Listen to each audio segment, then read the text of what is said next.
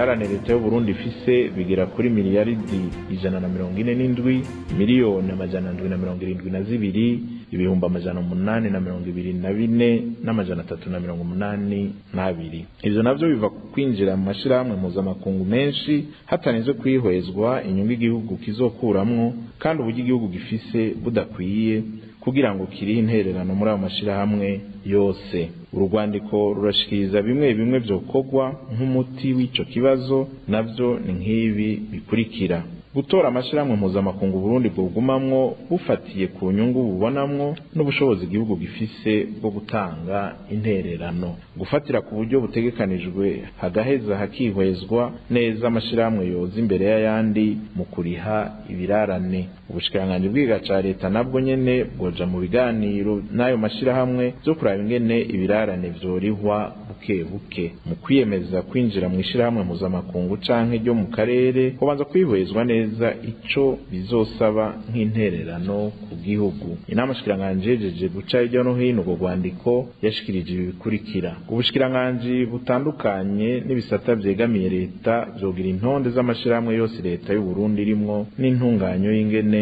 ibirarane vyorihwa buke buke. Ubushikiranganji bujejwe imigenderanire bwo garukana mu nama shikiranganji gikorwa bwatumwe co kwerekana urutonde rw'amashirahamwe afitiye akamaro Burundi bwogumamwo n'abidakenewe kugumamwo.